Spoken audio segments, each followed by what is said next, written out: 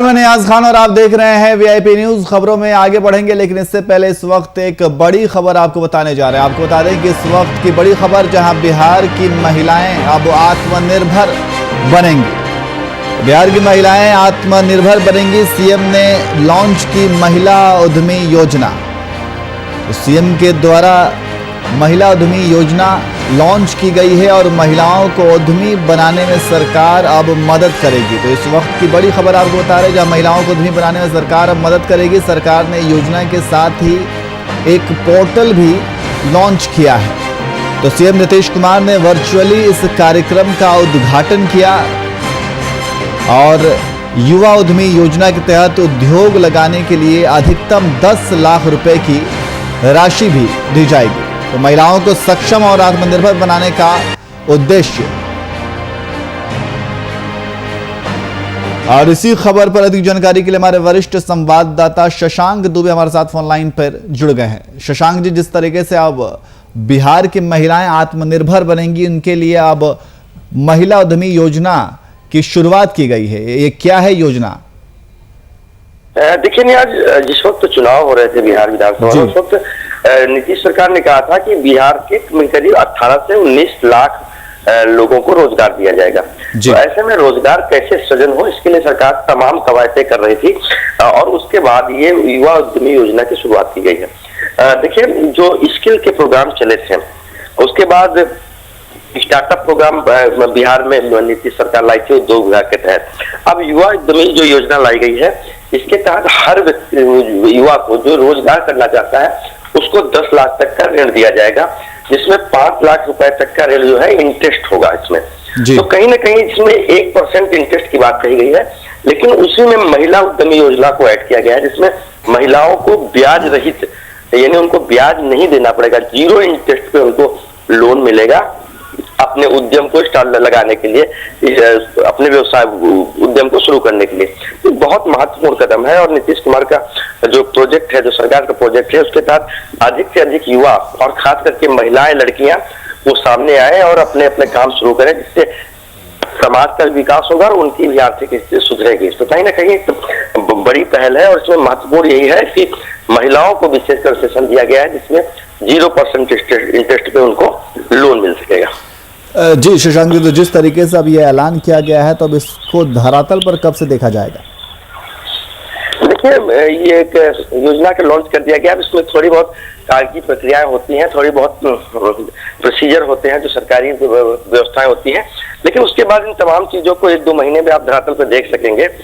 उसके लिए क्या गाइडलाइन बनती है, किनको लोन मिल सकेगा, उसकी पात्रता क्या होगी, लोन मिलने के बाद, क्योंकि कई बार ऐसा देखा गया है कि आप कोई उद्यम लगाते हैं तो सरकार का लोन लेते हैं, तो क्या उनको सरकारी नौकरियों में फिर अवसर मिलेगा कि नहीं मिलेगा, इन तमाम चीजों को देखना होता है, क्योंकि सरकार इसके लिए गाइडलाइन बनाएगी, इसके लिए नियम बनाए जाएंगे और उसी के तहत फिर वो लोन मिलेंगे। तो अभी ये सरकार ने एक सैद्धांतिक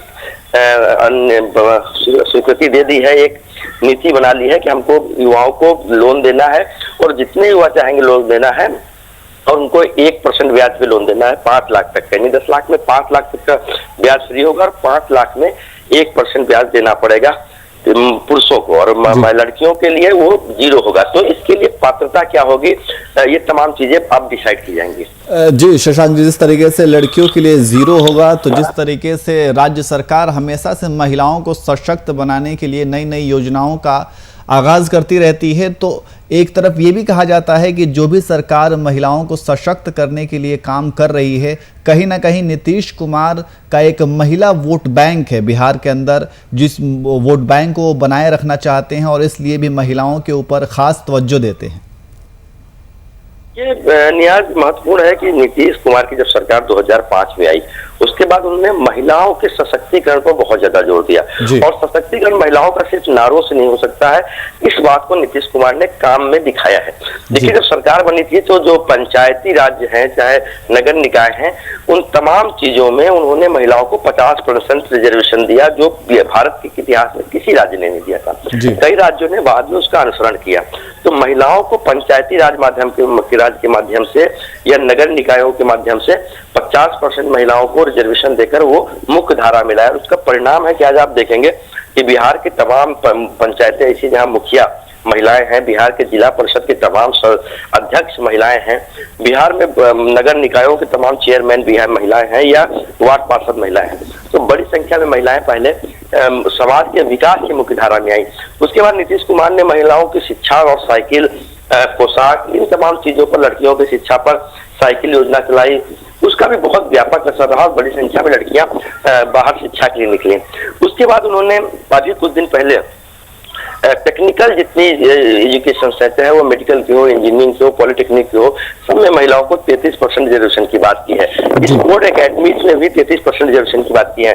नियाज एक महत्वपूर्ण है कि अगर आप बिहार आएंगे तो देखेंगे कि तमाम पुलिस में जो पहले महिलाएं इक्का दुक्का दिखती थी, अब आपको अधिकांश शहरों में ट्रैफिक चेक पोस्ट हो या तमाम थाने हो, वह बड़ी संख्या में महिला पुलिसकर्मी मिलेंगी। तो उनका कहना है कि महिलाएं ज्यादा से ज्यादा समाज की मुख्य धारा में आएंगी, तभी उनका सशक्तिकरण हो सकता है। और जो उद्यम लगाने के लिए जो उन्होंने महिला उद्यमी योजना, युवा उद्यमी योजना निकाली है, ये भी महिलाओं को सशक्त करने के लिए एक अच्छा टूल्स होगा। तो उन्होंने महिला सशक्तिकरण का सिर्फ नारा नहीं दिया, बल्कि काम में भी तमाम चीजों में उन्होंने कानून बनाकर उसको लागू भी किया है। बिल्कुल शशांक जी, जिस तरीके से महिलाएं अगर मुख्य धारा से जुड़ेंगे तभी समाज का एक पूरी तरीके से विकास संभव हो पाएगा। बहुत बहुत शुक्रिया तमाम जानकारी के लिए। तो सीएम नीतीश ने वर्चुअली इस कार्यक्रम का उद्घाटन किया और आपको बता दें कि बिहार की महिलाएं अब आत्मनिर्भर बनेंगी। अब खबरों में आगे बढ़ते हैं। बीजेपी पार्टी के द्वारा देश भर में सेवा ही संगठन कार्यक्रम चलाया जा रहा है। कार्यक्रम का आयोजन कोरोना से पीड़ित हुए लोगों की सहायता के लिए किया गया है। इस कड़ी में बीजेपी के पूर्व राज्यसभा सांसद आर.के. सिन्हा द्वारा पटना के गरीब लोगों को अनाज की सहायता देने के लिए फूड पैकेट वितरण किया जा रहा है। पूर्व राष्ट्रपति सांसद आर.के. सिन्हा द्वारा 500 फूड पैकेट पटना के इलाकों में वितरण करने के लिए तैयार किया गया है, ताकि गरीब बेसहारा लोगों को कुछ सहायता की जा सके।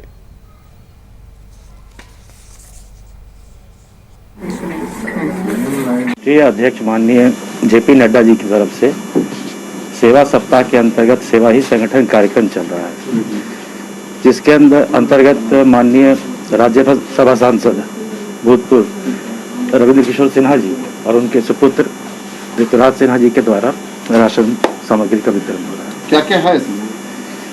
इसमें आटा है, इसमें 5 किलो चावल है, आलू है, प्याज है, फरी है, सैनिटाइजर है, मास्क है।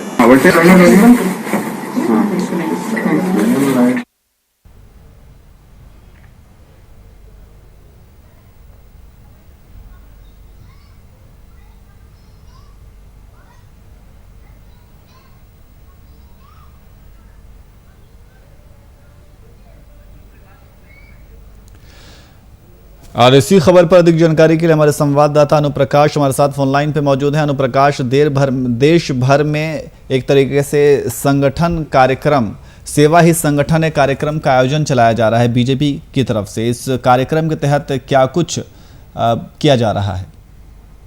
बीजेपी की तरफ से जो सेवा संगठन का जो कार्यक्रम चलाया जा रहा है, उसके तहत जो है जितने भी गरीब और असहाय लोग हैं जो इस कोरोना काल में महामारी में जिनको खाने पीने की वस्तुएं नहीं उपलब्ध हो पा रही है, उन लोगों को जो है बीजेपी के द्वारा सेवा सदन के द्वारा जो है राशन का मुहैया कराया जा रहा है, कि जो कि इस तरह के गरीब लोग जो हैं जिनको अभी तक कोरोना काल में जो है उनको राशन लेने में या जुटाने में कोई परेशानी है, उस तरह के लोगों को जो है इन सब राशनों को दिया जा रहा है। और साथ में जो है हर पटना के जितने भी स्लम बस्तियां हैं उस बस्तियों में जा जाकर लोग इसको गरीबों के बीच वितरण कर रहे हैं। जी, बहुत बहुत शुक्रिया तमाम जानकारी के लिए।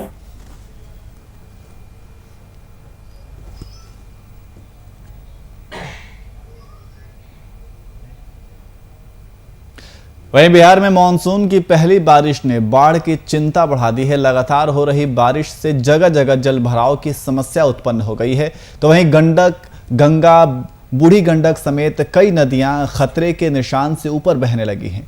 करेंगे बाढ़ के तांडव और सरकार के दावों पर चर्चा, लेकिन उससे पहले देखिए ये खास रिपोर्ट।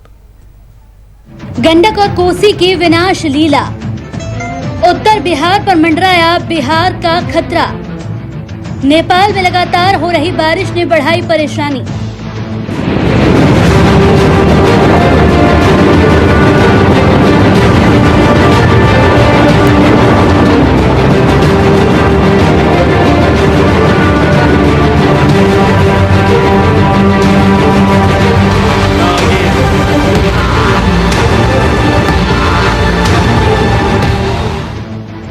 गंडक और कोसी जैसी कई नदियां अपनी विचित्रता के लिए विख्यात हैं। ये कब किधर का रुख अख्तियार कर ले, इसे समझ पाना कठिन है। कब कहां काटना शुरू कर दे और कब कहां बालू का टीला खड़ा कर दे, ये इनकी अपनी मर्जी है, अपना रवैया है। ये कुछ तस्वीरें देखिए और बिहार के उन इलाकों के कुछ लोगों की भी सुनिए। बाढ़ से आई समस्याओं से गुजर रहे हैं। अपर भी टूटा था, आगे साल जो पानी आया था जी, अभी ये साल में आया है पानी, तो अभी टूट गया। इसका मरम्मत नहीं हुआ? मरम्मत नहीं हुआ है, देखते नहीं है मरम्मत। क्या नाम हुआ आपका? हमारा रामचंद्र महतो नाम है। अच्छा, इस गांव में कितना घर होगा अभी, कितना आबादी होगा? बहुत ज्यादा घर है, लगभग 500 ज्यादा होगा। 500 से भी ज्यादा है। सब लोग के आने जाने का रास्ता यही है? यही है। तो अभी तक पुल टूट गया तो अभी नहीं आएगा लोग? अभी कैसे आएगा? नाव होगा तो साधन मिलेगा तो आएगा क्या? सीओ साहब द्वारा नाव दिया गया है, चल अभी कहाँ साधन मिला है? अभी देखते हैं सर। नहीं, ये मगुराहा है जो जगीटोला पंचायत में 9 नंबर वार्ड पड़ता है, लेकिन इसके अंदर में जगीटोला पंचायत का 1 नंबर वार्ड और 2 नंबर वार्ड और 3, 4 यानी 5 तक ये पूरा प्रभावित आता है। उसके बाद में एक हीरा पकड़ती पंचायत का एक टोला पड़ता है, ये भी उसी में आता है। तो लोग कहाँ जा रहे हैं प्लान करके? लोग घरों से अब इधर से जा रहे हैं, अब इधर अपना जहाँ उन लोग का व्यवस्था होगा वहाँ जाएंगे। ये मुख्य सड़क है जो थरवट क्षेत्र को जोड़ता है ग्राम पंचायत राज मठिया के। मेघोल और मठिया दोनों गांव से जो खास करके 80% जो खेती बाड़ी होती है, पोखरिया और गुजरा मोतिहारी का जो सीवान क्षेत्र होता है, और खेती का पूरा स्रोत किसानों का तो खेती पे ही डिपेंड रहता है। और इस पुल को देखा जाए तो इसके वजह से बहुत बड़ा दुर्घटना और एक ऐसा लिंक टूटने का कगार पे है कि यहाँ से थरवट क्षेत्र और थरवट क्षेत्र से जो रामनगर जो मुख्यालय है उसको ये सड़क जोड़ता है। और आप देख रहे हैं कि बहुत जर्जर हो चुका है और गिरने की संभावना एकदम बरकरार है जब ये गिर जाए। हर साल बाढ़ आनी है और हर साल लोगों को बसना उजड़ना है। कई गांव के एक दूसरे से कनेक्शन तक टूट जाते हैं। क्यों? क्योंकि उन दो गांवों को जो सड़क जोड़ती है या तो टूट जाती है या तो पानी में बह जाती है। हर साल बाढ़ अपना कहर बरपाता है, लेकिन प्रशासन है कि सब कुछ पता होने के बावजूद कोई ठोस कदम नहीं उठाती, चाहे वो कोई भी सरकार हो। अब तक न जाने कितनी सरकारें आई, लेकिन किसी ने भी बाढ़ से आई तबाही को रोकने के लिए कोई ठोस कदम नहीं उठाया। Bureau report.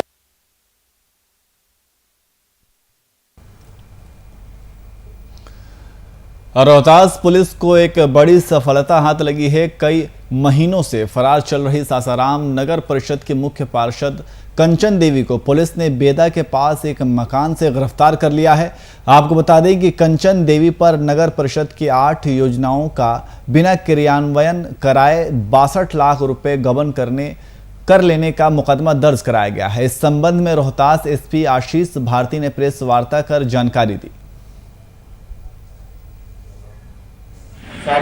सासाराम टाउन थाना में कांड संख्या 156/21 तथा 503/20 तथा 35/21 ये 3 कांड दर्ज किए गए थे, जो कि नगर परिषद सासाराम क्षेत्र में विभिन्न वार्डों में बिना कार्य कराए ही पैसे की निकासी करने के संबंध में थे। मुख्य पार्षद श्रीमती कंचन देवी, उनको गिरफ्तार किया गया है तथा इस मामले में शामिल अन्य जो अभियुक्त हैं उनकी गिरफ्तारी के लिए छापेमारी जारी।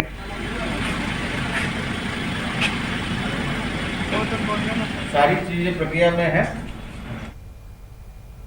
वहीं रामगढ़ के पीटीपीएस रिसोर्ट के सामने भारतीय जनता युवा मोर्चा प्रदेश अध्यक्ष किसलय तिवारी का पतरातू मंडल युवा मोर्चा कमेटी के द्वारा उनका अंग वस्त्र और माल्यार्पण कर स्वागत किया गया। वहीं प्रेस वार्ता के दौरान किसलय तिवारी बजाने नगर ओपी थाना प्रभारी के द्वारा किए गए अभद्र व्यवहार को लेकर 2 दिन के अंदर थाना प्रभारी को लंबित करने की मांग की।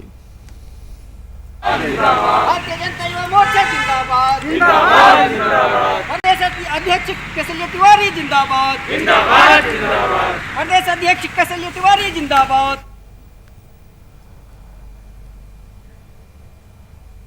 वहीं बीजेपी अनुसूचित जनजाति मोर्चा के राष्ट्रीय अध्यक्ष सह राज्यसभा सांसद समीर उरांव शुक्रवार को जमशेदपुर पहुंचे, जहां उन्होंने मीडिया से बातचीत करते हुए वर्तमान झारखंड सरकार को हर मोर्चे पर विफल करार दिया। उन्होंने कहा कि वर्तमान राज्य सरकार हर मोर्चे पर विफल है। पूर्व के भाजपा सरकार द्वारा शुरू किए गए कृषि आशीर्वाद योजना को इस सरकार ने बंद कर दिया और साथ ही किसानों के उपज के साथ ही राज्य में खिलवाड़ किया जा रहा है।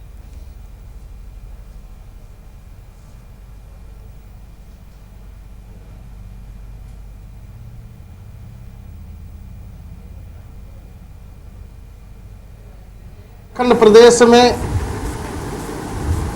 किसानों के लिए न्याय मिले, किसानों के हित के लिए, किसानों के साथ किसान के खेतों में आज उनके द्वारा जो धान बिक्री किया गया था झारखंड सरकार के लैंप्स और पैक्स के माध्यम से, उसका मूल्य आज तक किसान को नहीं दिया गया। इसके लिए हम सब लोग धरना पर बैठे हुए थे। देखिए, कांग्रेस और झारखंड मुक्ति मोर्चा दोनों ने अपने पहले कैबिनेट में ही सरकार बनने के बाद किसानों की पूरे लोन माफी करने की घोषणा की थी, लेकिन सरकार में आने के बाद इनके सुर बदल गए। उसके बाद इन्होंने क्राइटेरिया लगा दी, 50,000 की सेलिंग फिक्स कर दी और किसानों में कैटेगरीज कर दिया, जिससे किसानों की संख्या बहुत कम हो गई। सरकार ने जब पहला आकलन किया था तो इन्हें सारे किसानों की ऋण माफी के लिए लगभग 8,000 करोड़ रुपए की जरूरत थी। अब इन्होंने बजट में 950 करोड़ का प्रावधान किया है और इसी पर ये अपनी पीठ थपथपा रहे हैं।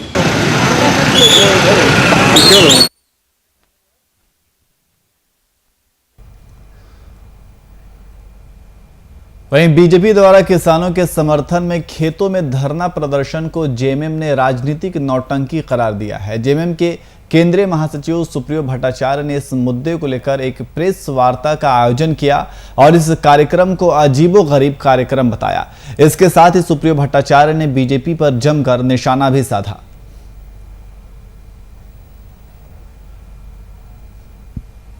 डेढ़ साल पहले 5 वर्षों के लिए वो सत्ता में थी।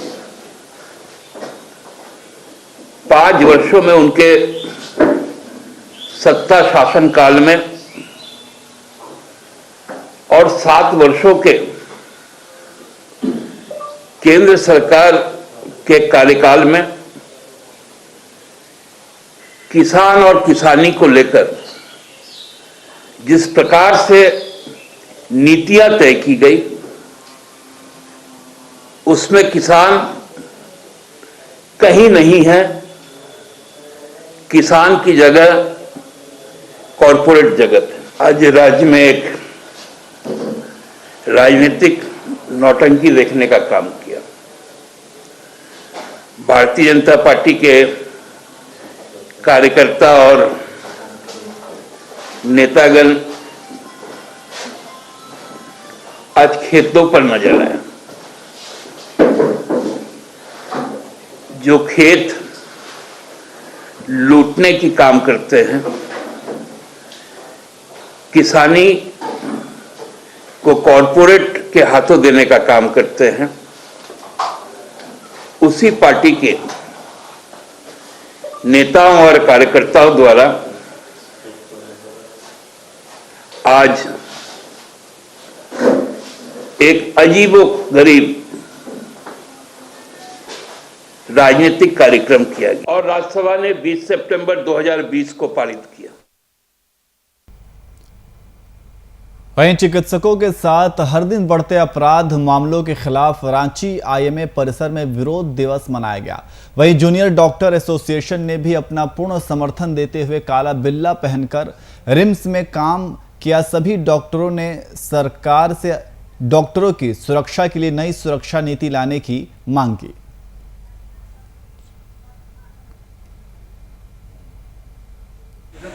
हम लोग बेसिकली हड़ताल पे नहीं है, हम लोग सारा अपना काम कर रहे हैं, लेकिन हम लोगों ने कहा है कि जो जहाँ पे हो वहीं पे एटलीस्ट एक सिंबॉलिक प्रोटेस्ट करें 18 जून को एज ए प्रोटेस्ट में, एज ए अवेयरनेस के रूप में, ताकि लोगों को हम बता सकें कि ये डॉक्टर पे जो वायलेंस हो रहा है उससे डॉक्टर लोग कितने जो हैं क्षतिग्रस्त हैं। इसीलिए हम लोग ब्लैक बैच या ब्लैक मास्क, ब्लैक कैप पहन के जो है वो प्रोटेस्ट कर रहे हैं, लेकिन हम लोग सारा काम खुद से कर रहे हैं। खराब चीज़ है, डॉक्टर्स की भी अपनी फैमिली होती है, फिर भी वो बिना उनकी फिक्र के आके यहाँ पेशेंट देख रहे, बदले में उनको क्या मिल रहा है। हम लोग तो पूरी कोशिश करेंगे, डॉक्टर्स करते हैं कि पेशेंट को बचाएं ना, वो खुद पूरी कोशिश करते हैं, बट अगर उसके बाद भी पेशेंट नहीं बच पाएगा उसमें हमारी गलती तो नहीं है ना, हम तो पूरी कोशिश कर ही रहे हैं। और अगर पेशेंट नहीं बचेगा तो डॉक्टर को हमें ब्लेम किया जाता है कि हमने कुछ कर दिया, डॉक्टर्स ने मार दिया, ऐसी कुछ कर दिया, ये गलत चीज़ है ना। कम होता है मतलब आप ही डॉक्टर्स अपना सब कुछ घर छोड़ करके सब कुछ लगे हुए हैं, मतलब बिल्कुल फिक्र नहीं है, घर जाते हैं, घर के लोग इन्फेक्ट होते हैं और फिर उसके बाद वापस में रिटर्न में क्या मिलता है, वायलेंस। और अगर ऐसे आप देखें देश में ऐसा कहीं भी कुछ भी, एक जोमेटो बॉय के साथ ही वायलेंस हुआ, उसके लिए आप पूरा सोशल मीडिया भरा हुआ है उस चीज़ से, बट ये क्यों नहीं, मतलब हमारे नॉन मेडिकल फ्रेंड खुद आके नहीं खड़े होते हमारे लिए। जैसे कि हम लोग ये सांकेतिक प्रदर्शन है या प्रोटेस्ट है हम लोग का, और ये IMA ने कॉल किया है कि डॉक्टर्स और जितने हेल्थ केयर गिवर्स हैं उसके अगेंस्ट वायलेंस ना हो। ये हम लोग एक तरह से सोशल अवेयरनेस के लिए कर रहे हैं कि यहाँ के पेशेंट, कोई भी डिपार्टमेंट के पेशेंट, चाहे इमरजेंसी हो या नॉर्मल पेशेंट, किसी तरह की कोई दिक्कत नहीं है, और हॉस्पिटल में कोई भी काम अभी बंद नहीं है। हम लोग बस सांकेतिक प्रदर्शन करना चाहते हैं, लोगों को ये बताना चाहते हैं कि जितने जैसे महामारी के टाइम, कोरोना के टाइम या कोई भी पेंडेमिक आता है, सबसे ज़्यादा परेशान रहते हैं, लेकिन फिर भी उस प्रेशर में भी हम काम करते हैं, चाहे नर्स हो, ट्रॉली बॉय हो, डॉक्टर्स हो या भी कोई तरह के हेल्थ केयर गिवर्स हो। और इसी खबर पर अधिक जानकारी के लिए हमारे संवाददाता आशीष कुमार हमारे साथ फोनलाइन पे मौजूद हैं। आशीष, डॉक्टरों के खिलाफ जिस तरीके से मारपीट की घटनाएं लगातार बढ़ती जा रही हैं, उसको लेकर के IMA परिसर में विरोध प्रदर्शन, एक तरीके से विरोध दिवस मनाया गया है, क्या कुछ जानकारी है? जी बिल्कुल, जैसे कि आपको बता दूं कि 18 जून को काला दिवस मनाया गया पूरे IMA द्वारा। जिलों में जितने 24 जिलों में जितने भी स्वास्थ्य कर्मी हैं, सभी ने प्रधानमंत्री नरेंद्र मोदी जी को पत्र लिखा है, ज्ञापन सौंपा है कि जितने भी डॉक्टर हैं उनकी सुरक्षा के लिए कुछ कानून लाए जाए, जिनकी आगे चल के कोई भी हमलावर कोई डॉक्टर को हानि ना पहुंचा पाए। मैं आपको बता दूं कि IMA की कॉल पे ही जूनियर डॉक्टर एसोसिएशन द्वारा कर पूरे रिम्स में काला बिल्ला पहन के कार्य किया गया, शांतिपूर्ण कार्य चला, कोई पाबंदी नहीं लगी थी, लेकिन डॉक्टरों के साफ मांग था कि उन्हें ना Z+ फोर्स चाहिए, सिक्योरिटी चाहिए, उन्हें केवल अपने सुरक्षा के लिए कानून चाहिए, जो आगे चल के कोई भी ऐसे लोग जो डॉक्टरों पे हमला कर देते हैं या फिर उनको हानि पहुंचाने की कोशिश करते हैं, चाहे वो डॉक्टर हो या स्वास्थ्य से रिलेटेड जो भी कर्मचारी हो, वार्ड बॉय हो, उनके लिए कानून लाया जाए राज्य सरकार और केंद्र सरकार में।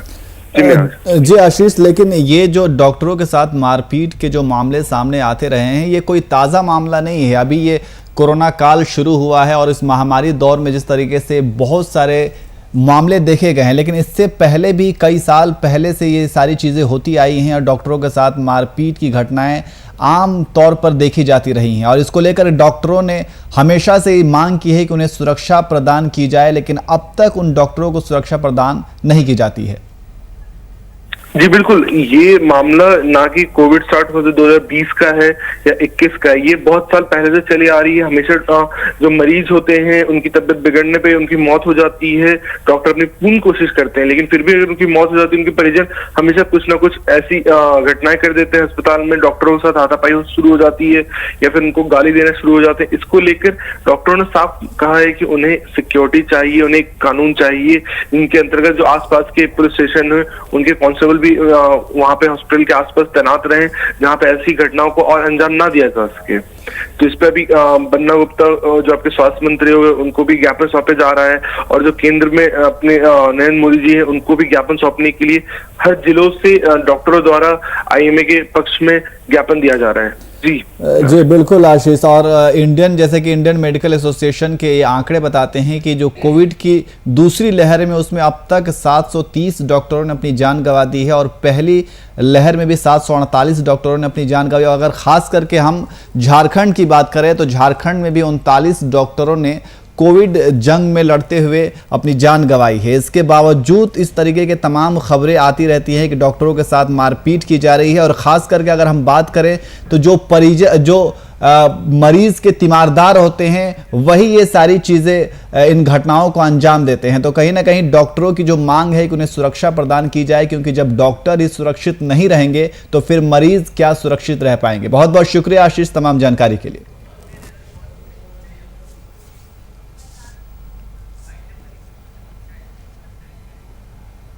फिलहाल बुलेटिन में इतना ही। देश और दुनिया के तमाम खबरों के लिए देखते रहिए VIP न्यूज़। नमस्कार।